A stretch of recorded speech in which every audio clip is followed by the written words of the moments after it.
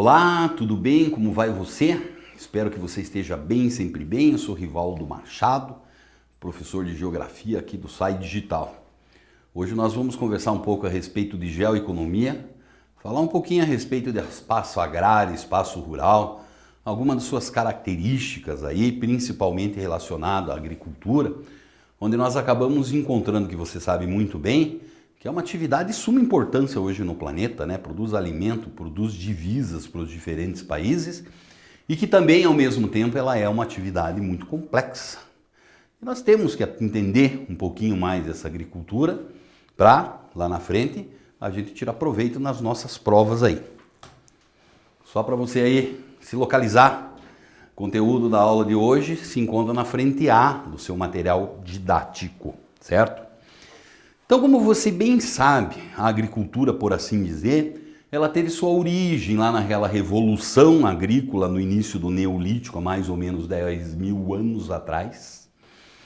E ela trouxe mudanças e mudanças muito grandes para a humanidade de forma geral, né? E desses 10 mil anos para cá, o que é que nós acabamos percebendo? Que as mudanças elas acabaram acontecendo numa velocidade muito grande, né? A atividade agrícola ela cresceu muito significativamente, desenvolveram-se um conjunto muito grande também de tecnologias para isso aí, né? E hoje nós acabamos percebendo que ela está presente nas mais diferentes regiões do nosso globo, que ela produz esse alimento, essas divisas, mas, por assim dizer, nós acabamos sendo o quê? Nós acabamos sendo que também ela traz alguns problemas. E é esses problemas que eu quero que você fique esperto, que você fique esperta, porque lá na prova eles podem aparecer. O que são esses problemas? Como é que eles funcionam? A maior parte das vezes esses problemas estão relacionados com o meio ambiente e com a degradação dos solos, certo? Então vamos ver aqui o que é isso.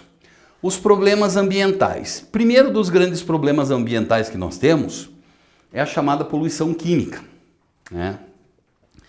Como é que funciona essa poluição química? Então, hoje a agricultura usa, e você sabe muito bem disso, uma quantidade gigantesca de agrotóxicos.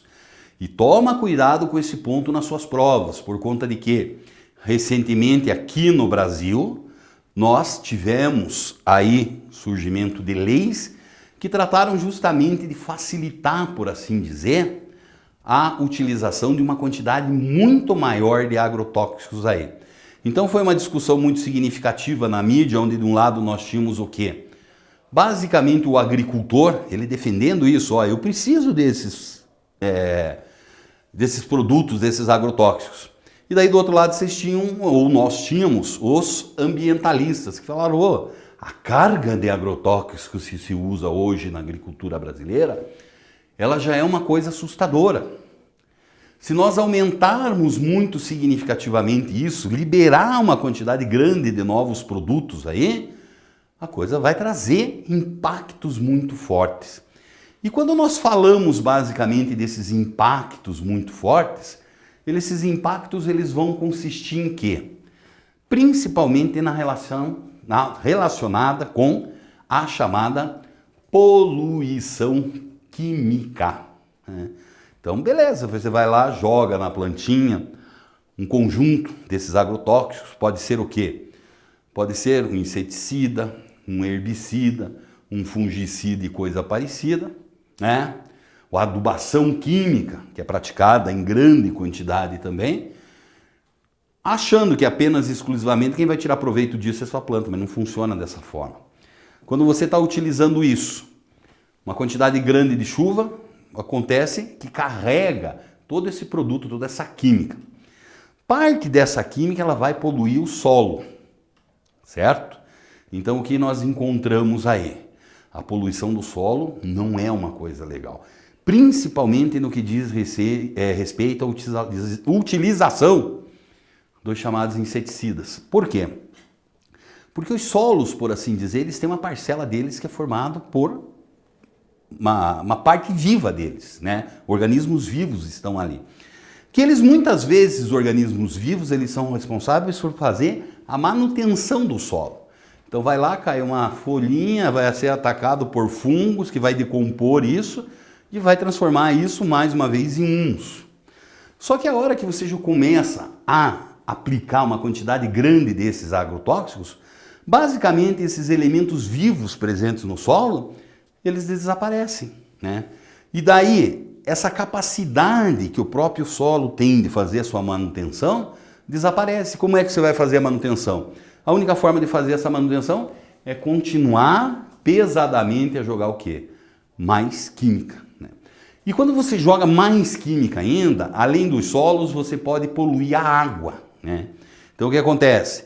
Parte dessa água pode chegar até o lençol freático, as águas subterrâneas, levando a poluição. E uma outra parte desses agrotóxicos vai acontecer que com a chuva, eles têm basicamente um escoamento superficial, e esse escoamento superficial vai tratar de fazer o quê? Levar até os rios. E a hora que você leva até os rios, vai poluir a água desse rio. Então o rio, como nós bem sabemos, ele tem a sua parte viva, né? Principalmente representada aí pelos animais, pelos peixes, tendem a desaparecer, né? Nós temos algumas plantas aquáticas também, desaparece. E nós sabemos que essa água do rio muitas vezes vai fornecer também, ou vai servir de fornecimento para humanos e animais e não sei o quê. Então a cadeia que essa água poluída carrega é uma cadeia gigantesca. Por isso nós devemos pensar, e você tome cuidado para a sua prova, essa quantidade, será que nós devemos ter um uso desmedido desses agrotóxicos? Né? Claro que não, não é bem assim que funciona. E por outro lado, nós acabamos tendo o quê? Um outro problema muito presente aí, ele está relacionado hoje com a erosão dos solos, né? Então, como nós bem sabemos, erosão é um processo natural no nosso planeta, né? Tem a erosão da água, a erosão do vento, diversos deles. A erosão consiste justamente no transporte dessas partículas sólidas, né? Então esse transporte das partículas sólidas acaba ocorrendo o quê? Geralmente quando você tem uma vegetação nativa, a floresta, por exemplo, existe erosão ali também, mas essa erosão ela é diminuída em sua intensidade. Por quê? Choveu, a presença da árvore, das raízes, de muitas folhas, ela vai muitas vezes fazer o quê? Quebrar o fluxo da água, né? E isso diminui significativamente a perda de solo, a perda dessas partículas sólidas. Só que, por outro lado, nós acabamos encontrando o quê? Para a prática de agricultura, necessariamente nós temos que retirar, necessariamente não, é uma prática comum, né? Retirar toda a vegetação. Então, quando você tira essa vegetação natural, automaticamente você está criando o que também? Você está deixando o solo desnudo. Primeira coisa que você tem é o impacto das gotas da chuva, que elas vão tratar já de criar um certo tipo de erosão. Mas sem sombra de dúvidas, aquela água que vai começar a infiltrar menos no solo e escorrer superficialmente mais, é que nós acabamos percebendo que ali está a principal característica dessa erosão, né? Então nós acabamos tendo que, dependendo principalmente da declividade do terreno, vão se formar aí aquilo que nós conhecemos pelas enxurradas. E essas enxurradas tratam de fazer o quê? Elas tratam de carregar quantidades muito grandes, muito significativas desse solo, né, que vão geralmente para as regiões mais baixas do relevo, mas a maior parte das vezes acaba indo aonde? Acaba indo para os rios. E que essa grande quantidade de sedimento dos rios acaba criando o assoreamento desses rios, que consiste no quê? Na diminuição da profundidade do seu canal de escoamento, né? Então é um problema, e um problema muito grande. É claro que existem diversas formas, diversas técnicas, por assim dizer, que elas são técnicas conhecidas como técnicas de conservação dos solos. Nós vamos aproveitar aqui então para ver algumas dessas técnicas e como é que elas funcionam. Por exemplo, rotação de culturas é uma técnica muito significativa. Se você vai lá, safra após safra, ano após ano, só planta aquele mesmo cultivo. Aquela planta ela precisa de uma certa quantidade de nutrientes do solo, vai retirando, retirando e retirando. Ele vai chegar um determinado momento que não tem. Agora, se acontece a rotação de culturas, a cada momento uma cultura diferente, nós vamos acabar percebendo o quê?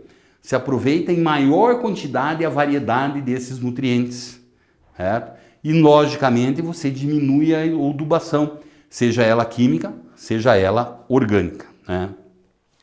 Uma outra técnica de conservação dos solos, ela é conhecida como curvas de nível.